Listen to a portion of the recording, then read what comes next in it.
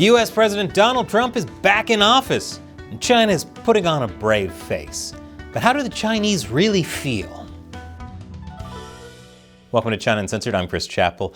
I'll have an important update on Operation Honeypot at the end of this episode, including a special shout-out, so make sure you stay tuned.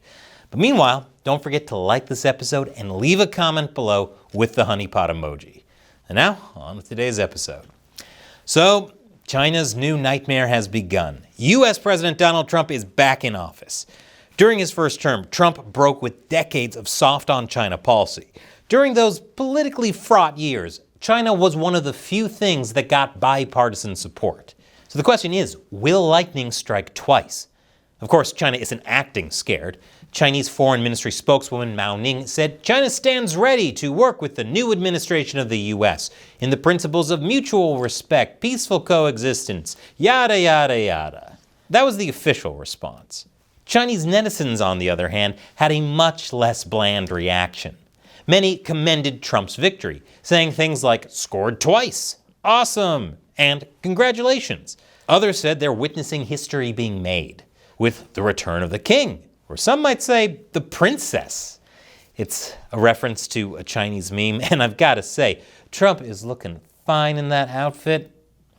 People also joke that Biden told Trump, "I put the Coke button back in the Oval Office."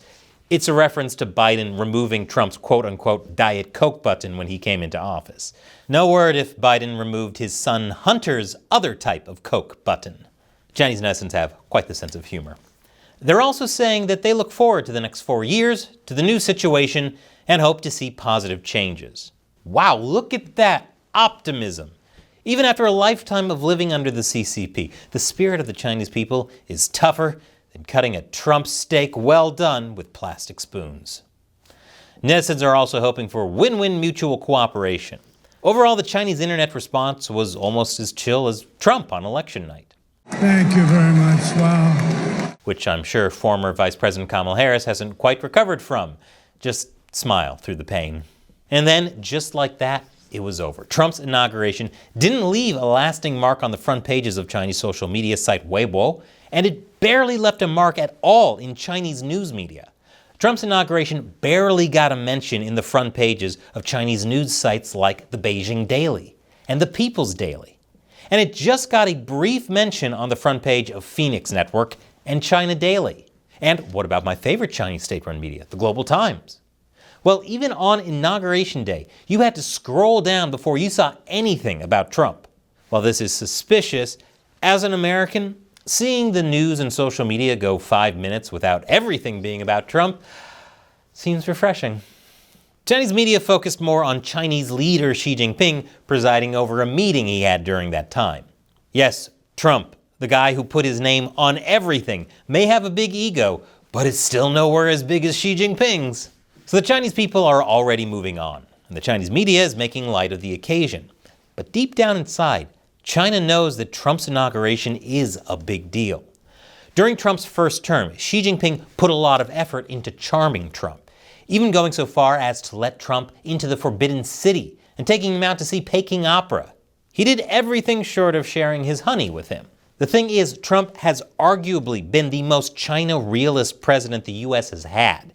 He started the U.S. shift from turning a blind eye to China to countering it with policies that even President Joe Biden followed, which is impressive since Biden doesn't usually follow so much as aimlessly wanders off.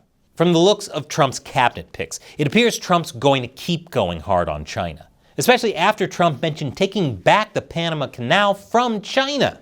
And above all, China is operating the Panama Canal, and we didn't give it to China. We gave it to Panama, and we're taking it back.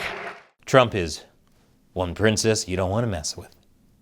One Chinese researcher talking with Radio Free Asia said Trump's China policy has a clear anti-Chinese Communist Party flavor, which will exacerbate economic and political chaos in China.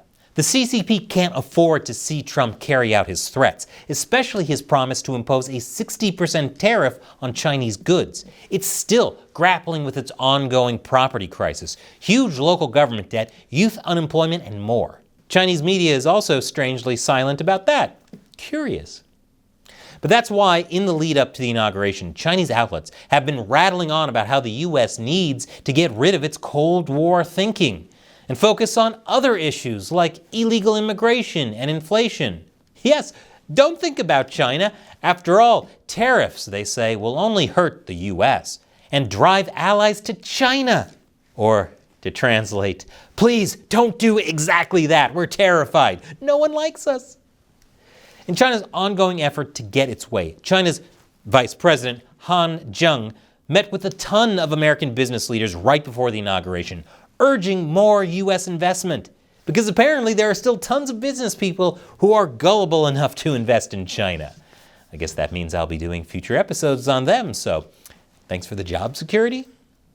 Zheng also met with Vice President J.D. Vance, as well as Trump ally Elon Musk, who, mind you, has vested interest in China with his Shanghai-based Tesla Gigafactory, which is a more questionable decision than making this gesture.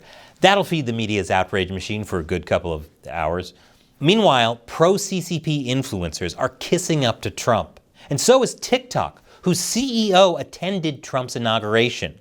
And it wasn't just because they're a huge fan of the Village People, though they do still put on an incredible live show. In fact, when Trump, for some reason, delayed what many call the TikTok ban, TikTok thanked Trump and sponsored an Inauguration Eve party. It's hard to say what exactly is going on in Trump's mind.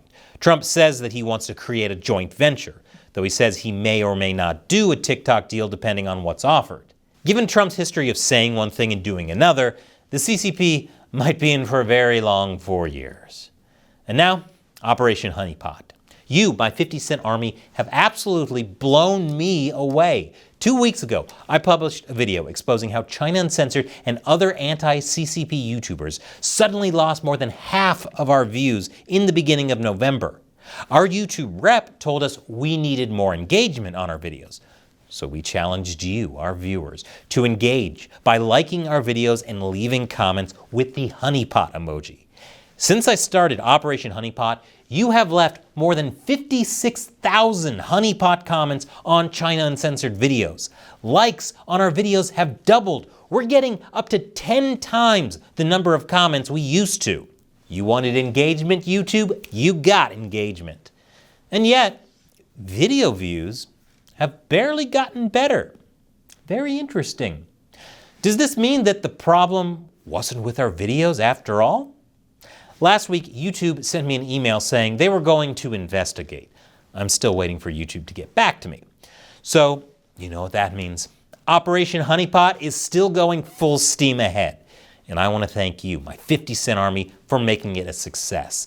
Thank you, John Wood 702, all the way from Australia. Thank you, Nathan Oliver 9237, for encouraging your fellow soldiers to honeypot. Thank you, Iman Raswaden, for telling people how to honeypot on the YouTube app. Thank you, Kenton Weidenbeck, for resubscribing 5 times to this channel when you were mysteriously unsubscribed.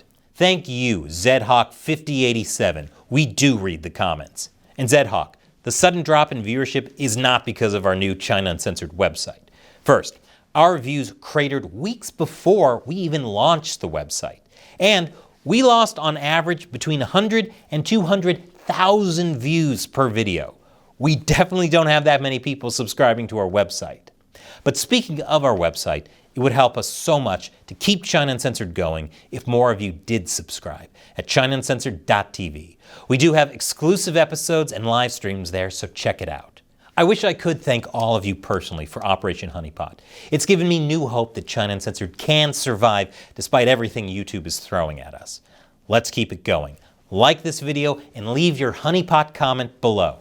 I'm Chris Chappell, 50 Cent Army, forward.